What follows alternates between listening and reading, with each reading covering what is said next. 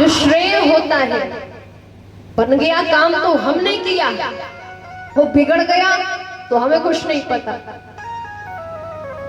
कोई काम अगर हम टीम बनाकर करते हैं, बन गया तो 4 जगह बोलेंगे कि हमने किया, तब जाकर वो काम बना है। वो बिगड़ गया तो कहेंगे हमें नहीं पता। तो आज ठाकुर जी ने 7 वर्ष के कृष्ण कन्हैया लाल ने इतने लंबे चौड़े श्री गोवर्धन महाराज को कनिष्ठ का उंगली पर धारण कर लिया। बोलिए गिरिराज धरण महाराज की जय।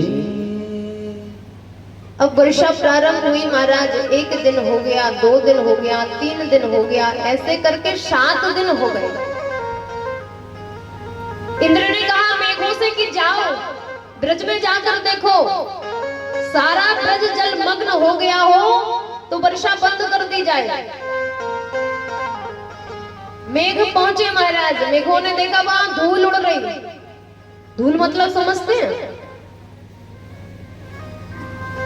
कहा वहां धूल उड़ रही। श्री सुखदेव जी महाराज से राजा परीक्षित ने पूछा भगवान ये कैसे हो सकता है, जहां 7 दिन 7 रात्रि निरंतर बरसात हो, वहां पर धूल कैसे उड़ सकती है? वहां पर धूल असंभव है। आज श्री सुखदेव जी महाराज राजा परीक्षित से कहते हैं कि त्रेता युग की बात है। उस समय माता जानकी जी ने राम जी से कहा कि भगवान कोई ऐसा विप्र, कोई ऐसा महात्मा, कोई ऐसा संत लेकर आओ जो अच्छे से भोजन करे। कोई भी संत महात्मा आता है, 2 पूड़ी खाता है, 4 पूड़ी खाता है और पेट भर जाता है। कहा ठीक है। राम जी ने अगस्त ऋषि का आवाहन किया। अगस्त ऋषि जी आए, भोजन प्रारंभ किया। महाराज 1 दिन, 2 दिन, 3 दिन, 4 दिन, 5 दिन, 17 दिन बराबर भोजन किया। मैया जानकी जी तो परेशान हो गई। गणपति जी आ गए, रिद्धि सिद्धियां आ गई, रिद्धि सिद्धि पूड़ी बनाए, गणेश जी उतारे और मैया जानकी जी परोसने जाए, परोस कर आ ना पाए, फिर वापस चली जाए। थाली होती है ना थाली, तो मैया जानकी जी ने सुंदर छोटी छोटी कटोरी में पकवान रखे। अगस्त जी बोले नाक में डाल लो कि कान में? ये भोजन करा रही हो कि हंसी कर रही हो? ये जानकी को लगा भोजन करने वाला है, लेकिन अंत में हाथ जोड़कर कहा राम जी से भगवान 1 ना 2 ना 4 ना 6, आज 17 दिन हो गए, ये तो महात्मा जी पेट भरने का नाम ही नहीं लेते। जब आधा भोजन हो जाता है तो हमें डकार आती है। डकार आती है कि नहीं आती? डकार माने जानते हैं? तो अगस्त जी से कहा कि जब आधा भोजन हो जाए तो आप पानी पी लीजिएगा या हमें बता दीजिए कि भोजन हो चुका है। कहा जब डकार आएगी तभी समझ जाना भी भोजन हो गया। हम भैया जानकी जी चुप हो गई। 18वें दिन अगस्त जी को डकार आती है। कहा अब हमको जल चाहिए। अब बताओ जो 17 दिन तक भोजन करेगा वो कम से कम 10 दिन तक तो पानी पिएगा कि नहीं पिएगा? राम जी ने कहा मुनिवर इस युग में आपको भोजन कराया है, आगे द्वापर युग आएगा जब इंद्र कुपित होंगे, उस समय आप उस जल का पान करिएगा।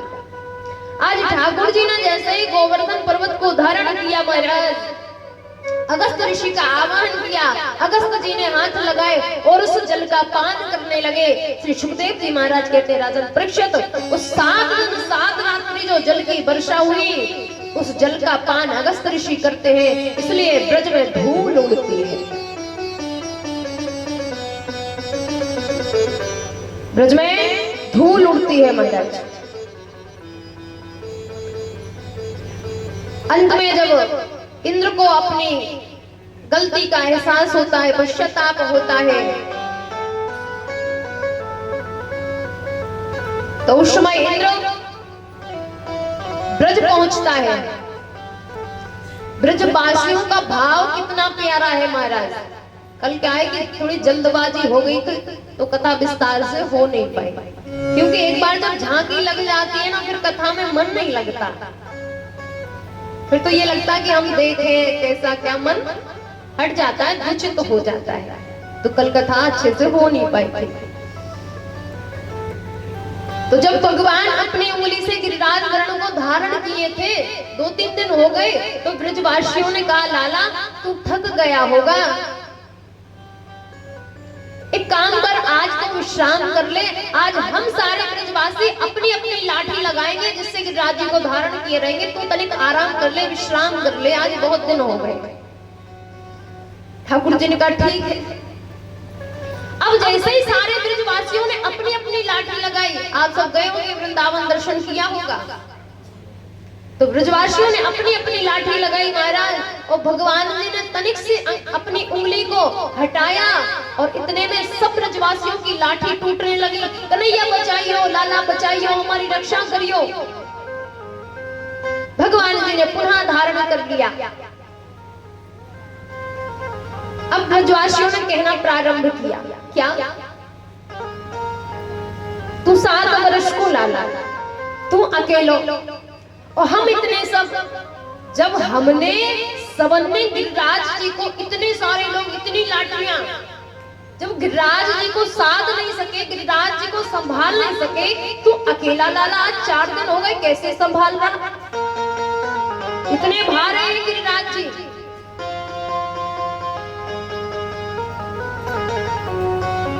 ब्रजवासी कहने लगे अब हमें एहसास हो गया, अब हमें पता चल गया तू भगवान है। सब कहते थे ना तू पक्का भगवान है। ठाकुर जी ने कहा फंसे, अगर सब भगवान समझ लेंगे तो भगवान का क्या हाल होता है। मंदिर में रखा, 4 इलायची दाने चढ़ा दिए, बैठे रहो दिन भर। शाम को हुआ, 2 अगरबत्ती घुमाई, 2 इलायची दाने रख दिए, बैठे रहो। ये भगवान का काम होता है।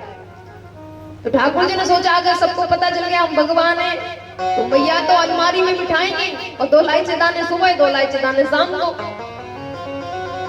भगवान जी ने कहा देखो मैं कोई भगवान नहीं हूं।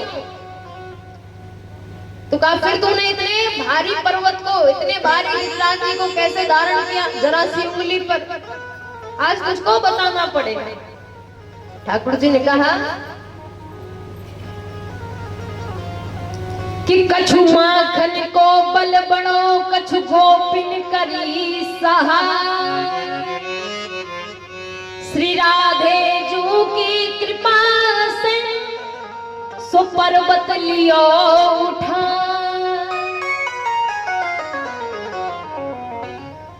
कहा तुम ना जानो ये मैया यशोदा के प्रसाद का फल है। इतना अच्छा खिलाती पिलाती है ना मैया, तो उसकी ताकत है ये। ग्वाल बाल भी बड़े चतुर थे, बोले नहीं मैं ना मानूंगा, ये बात नहीं है, कुछ और बात है, तू बता। मैं नहीं। ठाकुर जी ने सोचा तो फिर बस। ठाकुर जी ने कहा बात ऐसी है ना कि मैंने पर्वत को धारण किया, तुम सब लोग मेरे आसपास थे, तो मैंने तुम सबको देखा, और जब मैंने तुम सबको देखा, तुम्हारी आंखों में देखा, तो तुम्हारी आंखों से तुम्हारे शरीर की शक्ति मेरे भीतर आ गई।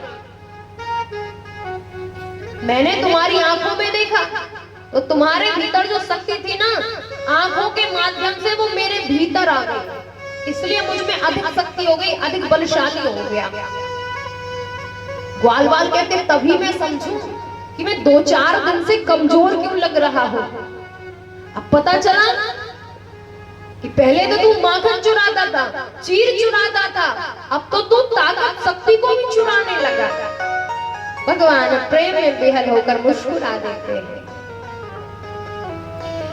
इधर इंद्र आए महाराज, क्षमा याचना की, चरणों में गिर जाते हैं कि क्षमा कर दीजिए, क्षमा कर दीजिए। तब जाकर 10 मंत्रों में परमात्मा इंद्र को क्षमा कर देते हैं। कल आपने कथा सुनी थी ना कि ब्रह्मा जी भगवान के सखाओं को और गाय बछड़ों को चुराकर ब्रह्मलोक में ले गए थे। तो ब्रह्मा जी ने 40 मंत्रों में प्रार्थना की थी, क्षमा याचना की थी 40 मंत्रों में कि क्षमा कर दीजिए, लेकिन उस समय परमात्मा ने क्षमा नहीं किया था। और आज जब इंद्र ने 10 मंत्रों में भगवान की अर्चना की, क्षमा याचना मांगी, तो परमात्मा ने क्षमा कर दिया। राजा परीक्षित ने कहा भगवान ऐसा क्यों, जबकि ब्रह्मा तो भगवान के और नजदीक है, नारायण के ब्रह्मा तो समीप है, उनको तो और जल्दी माफ कर देना चाहिए था। सुखदेव जी महाराज वर्णन करते हैं कि राजन, परमात्मा ने कहा कि ब्रह्मा ने मुझे मेरे भक्तों से 1 वर्ष के लिए दूर रखा, इसलिए उनकी गलती क्षमा के योग्य नहीं है। और इंद्र ने 7 दिन 7 रात्रि ब्रजवासियों को मेरे समीप रखा है, इसलिए इंद्र की गलती क्षमा योग्य है। अब इंद्र कहते हैं भगवान अब हम देवलोक नहीं जाएंगे। कहा क्यों? हम इस ब्रज में, इस ब्रज की तलहटी में रहकर ही अपना जीवन यापन करेंगे। परमात्मा समझाते हैं कि संसार में जो भी आता है वो अपने अपने कृत्य का पालन करता है। यदि तुम्हें देवराज इंद्र बनाया है तो तुम्हें भी उसका निर्वाह करना पड़ेगा, जो तुम्हें नियम दिया गया है उसका भी पालन करना पड़ेगा। तो आज भगवान ने गिरिराज धरण को धारण किया था। प्रेम से बोलिए श्री गिरिराज धरण महाराज की जय।